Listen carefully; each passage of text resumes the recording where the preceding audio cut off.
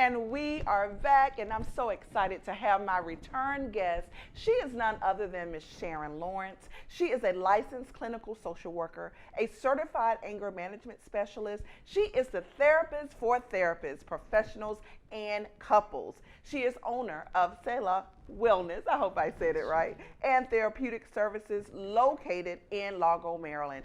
Sharon Lawrence, welcome back. Thank you. I'm glad to be So here. excited to have you. Thank you.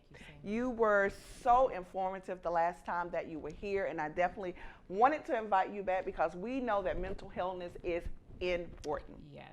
And you really focus on self-care with that. So talk to us a little bit about your background, and as you say, the therapist for therapists. I love that, by the way. Yes. So, well, first let me highlight, I have on green because May is Mental Health Awareness Yes, Month. it A is. lot of people don't know that, but a lot of people do.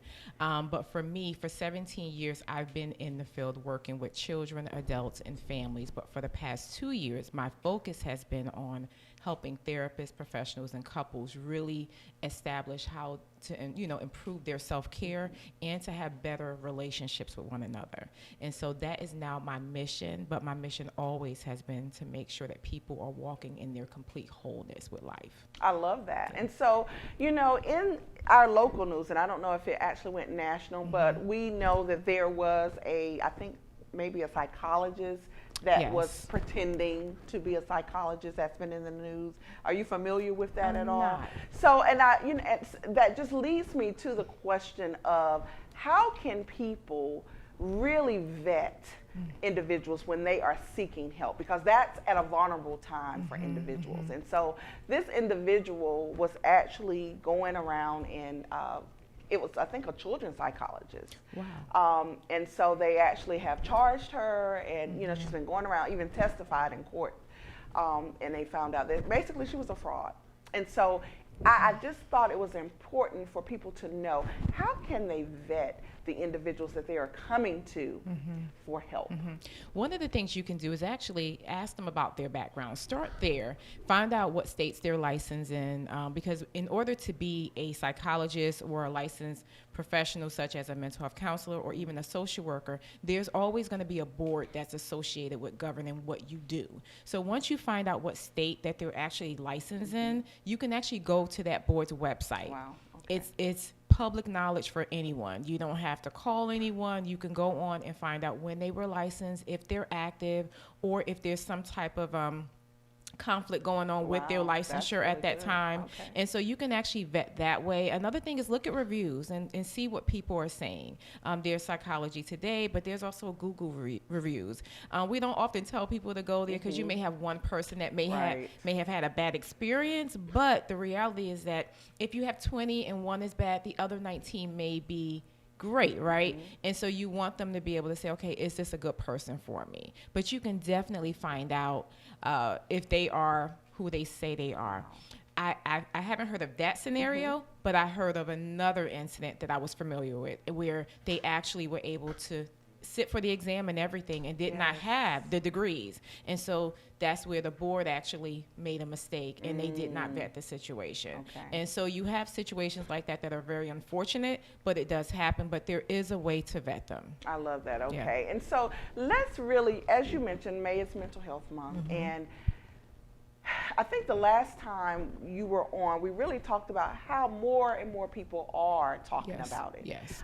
So it's not so much of a negative stigma as it used to be, but we still need a little more help We do. with that. Because so many times people who need mental health, other people will say, oh, that person's just crazy, or that's just how they are. Exactly. How can individuals that are looking at these people who we feel may need some help, how can they really reach out and help them and make sure that they get some professional help? I think I mentioned this the last time, is one, being trained in mental health first aid or taking some type of workshops that allow you to understand what signs and symptoms may look like when they are present. Not everyone with a mental health diagnosis is going to necessarily have an outward appearance of symptoms that you would normally see where somebody would use the term crazy or Right. they're off their rocker or something, where we don't want them to use those terms, but that's what people have been That's right. using to understand what's happening. And so when you notice that there's something going on, step up. and just ask them, hey, is everything okay? Do you need any type of support? Make sure you understand and that you're compassionate about that other person's symptoms and experiences, because not everyone is so kind. So it causes people to end up isolating one and retreating into themselves because they don't want to share with anyone because of the judgment that comes with it. So you have this major stigma associated with the fact that if you do have symptoms or if you have a diagnosis, that there's something wrong with you.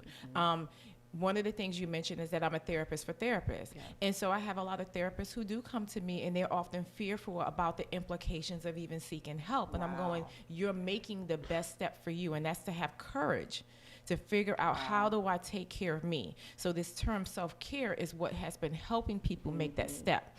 And so if I have to use the term self-care to help them address their mental illness or their symptoms associated with it, I'm going to keep using it because it is the best form of self-care to make sure that your mind is well just as every other part of your body. Wow. So some of the more common terms for individuals who are going through, such as people who are bipolar or even manic depressed, because we know that people can go in and out of depression. Right.